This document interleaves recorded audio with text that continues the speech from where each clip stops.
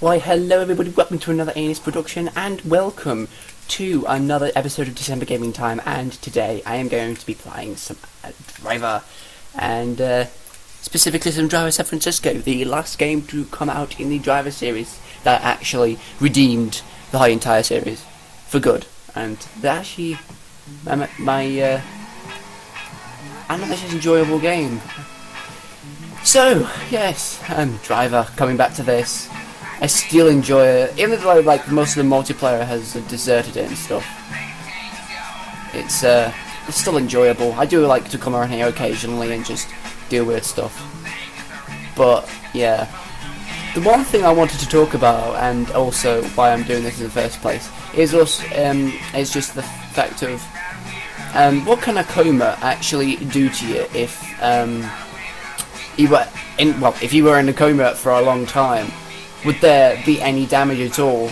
Because the way I think of it is like the brain, because it's not actually using anything, it would actually it would be harder to regain the ability to do something, like walking or speaking or something like that. It would be harder to do that because you've not done it because you're in a coma. It's like that. But I don't know whether it has a serious impact on you. I don't really know. Depends really how long you're in the coma for.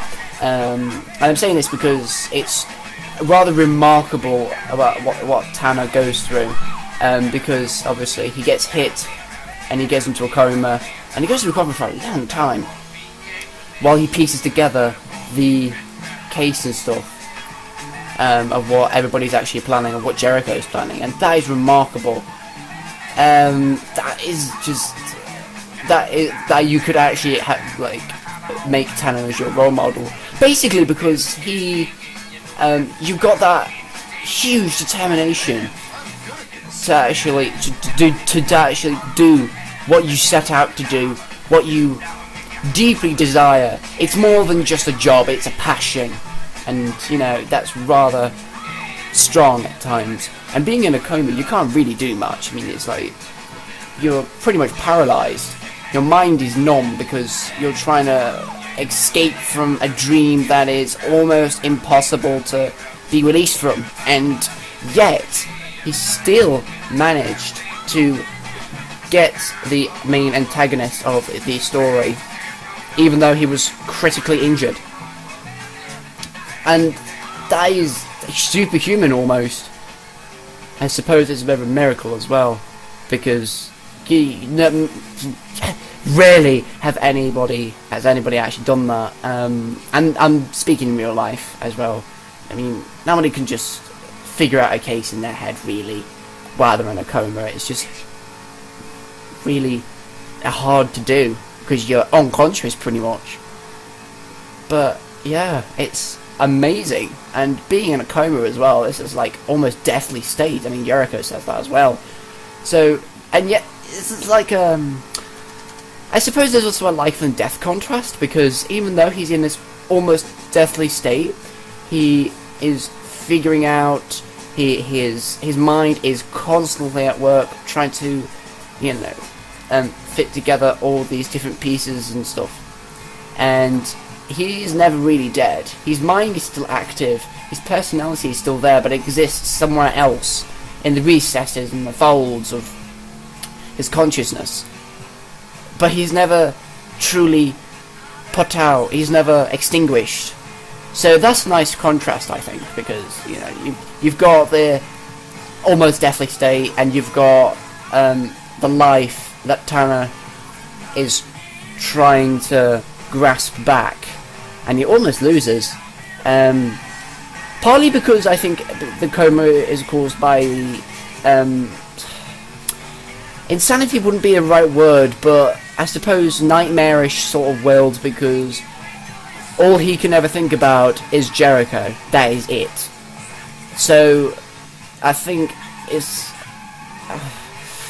almost like a night terror, but it's not, because obviously night terrors, you actually walk around. Oh god damn it! Penis balls. But anyway, yeah, and it's not really night terror, but you're driven crazy by this one thought, and that's all you could ever think about eventually, and you just, well, freeze, I suppose, in one specific moment. There was also a scene where he was like grasping back for life. I think it was due to the ambulance chase, and that was rather amazing. It just showed his amazing will to come out of that coma. He's like, I'm not going to be defeated just because I'm in a hospital bed. Oh, Jesus Christ. And wow, I mean, to actually to fully pick it apart, this story is truly amazing. And he's also got faithful friends as well. I mean, there's Jones, who stays with him pretty much all the time. And bear in mind, he gets his information from the news, right? So it's like someone's telling him what's happening without anybody being there, really. I mean, not physically. It's through a screen, but that is amazing. There's just endurance of the highest grade, and to actually survive from a coma and figure out the case, that's something that I don't think many people will be able to accomplish. But then again, you just need to be in the right frame of mind, because it depends who you are and what you're trying to do. And I've said that on many times, but it always I know it always keeps cropping up, because that is it. The thing you're trying to accomplish and who you are, like the way you think, your personality, beliefs, they all matter. And depending on what it is, what factors are in place that make you do some things. Such a shame you can't go in this bit, because I'd love to go back in that factory.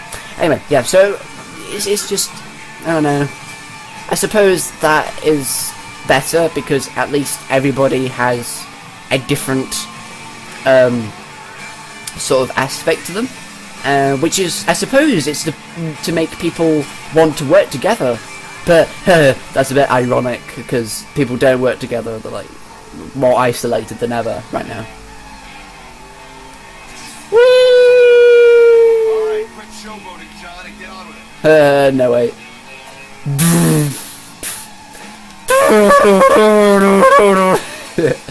Yeah, so yeah, I've been really amazed by Tanner, because how he's done this in the first place is a miracle.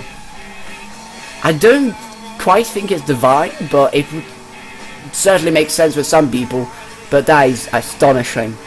And obviously Okomo does things, yeah, but Tanner just goes back right on his feet and just continues what he was doing, like nothing's happened. I mean, seriously, how would you be able to do that? Obviously you've been put away for a number of months because of a serious accident, but now you've made a full recovery, and that's just awe-inspiring. So really, this story, I think, is a bit underrated. Even though of all the praise it's got, it's still a bit underrated, because I don't really know, pardon me, if anyone truly appreciates the story. Ow. Oh my god. But then again, you know, you don't really have to dig deep all the time. You could just appreciate what's there in front of you, and that's enough. So yeah, what was it? Ubisoft. They really did a good job making this. I am impressed. This would be one of my close to heart games. I know that doesn't really make sense, but like a game that's close to me and what my beliefs and stuff. My new car! Oh my god, I got a new vagina fitted and everything. Wee! Oh no, reverse mother truckers! Ah! Smoke bomb! Ah!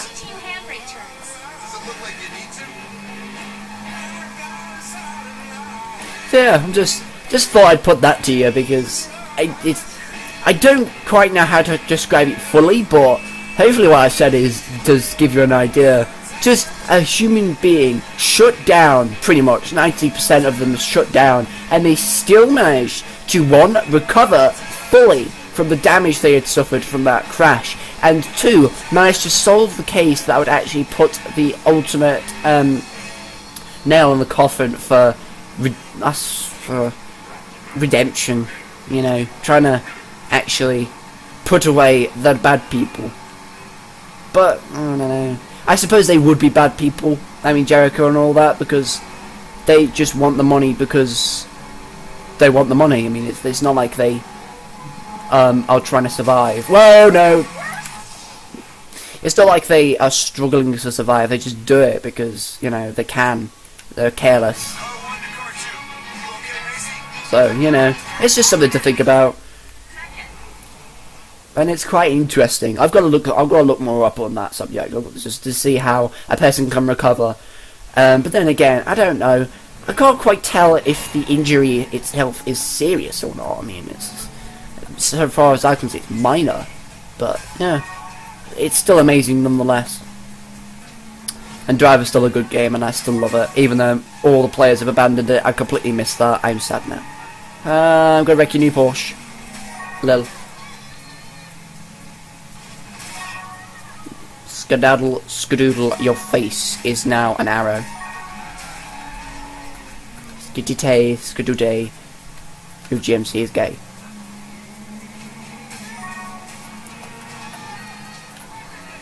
Boosh. So yeah, I think I'm gonna look that up because that now interests me. It's a funny thing as well. You come across so many interests from some weird places, sometimes completely unrelated. But it's, I suppose it's just a chemistry, because if it doesn't work with you, then well, you're not going to be interested, are you? Yeah, that makes sense. But anyway, let's enjoy some wrecking of signs of prostitutes. Oh look, right, 10 points for boobs. I got 10 points. I am massacring the bins. Press X to pay respects. To the bins.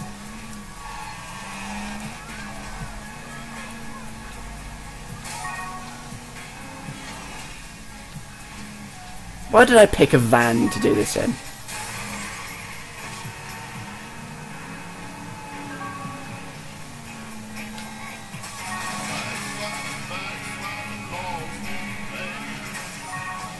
No! Come on, move. Seriously? Why? I thought I thought the bus would move out of the way quick enough. Yeah, so that's definitely something to be amazed about, and I'm definitely amazed. Yeah. I don't know. I don't know why people just abandon Driver. I mean, it's a really good game. I still want to get into the multiplayer, but I don't think that's entirely possible. Nation! You get fucked. I got your strings up your ass, and I've got your quick scopes. The arrows are pointing your death. The Grim's hand is coming to your crotch. And here my red doors out of the grounds of faggots. Come unto me now. Come unto me, my mother, please. I'll just stop. I know it's low.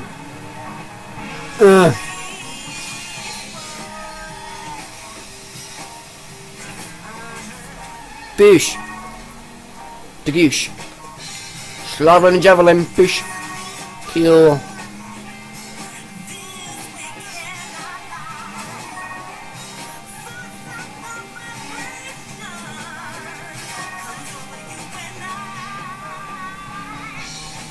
Do what you want, do what you want with me.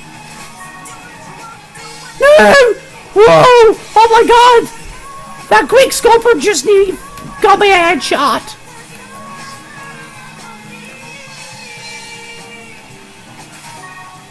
I think that's where I failed the challenge. Oh no! Oh well, no. I just missed that and then I died. Oh, so I did spawn in the van. My goodness. No. That's what I'm talking about. Always had my eye on one of these.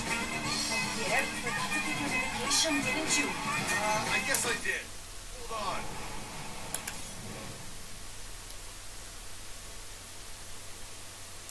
on. I'm not going to be defeated that easily. Sleeping ignoramus. Yes. I thought I was going the wrong way for a second. Damn you, car. My god, why am I ripping up your bottom? Stop bashing me, please. I've got a job to do. No. Stop. Stop, please. Yes.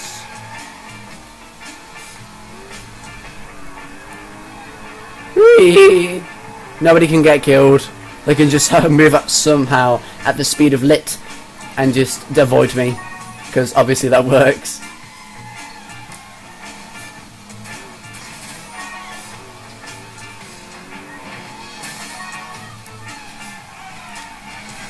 Ah!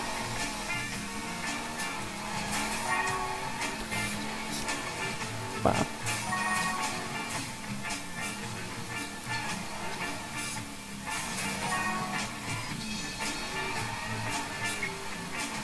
Douche.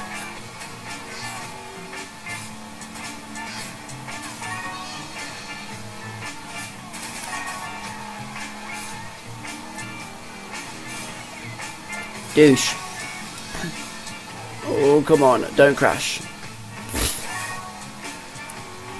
Making good progress. Ah. Okay, I just magically hit a car for some reason. That works, I suppose. Woohoo! We don't need to hit every one of them.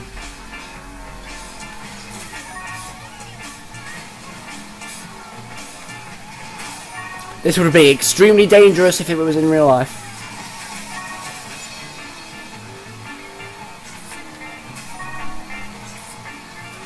Haha, I avoid you. Ignoramus. Ignoramus. And a drifting finish, because I am beast. My god, I have 70 million willpower. That's ridiculous.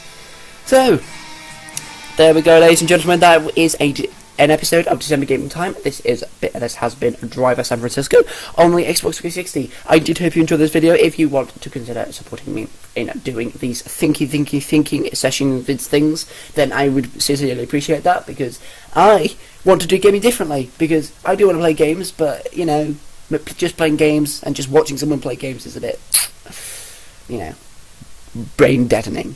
That's not even a real phrase. I'm so sorry. My English is poor recently. But anyway, thank you very much for watching, and I will fish you out of the next video.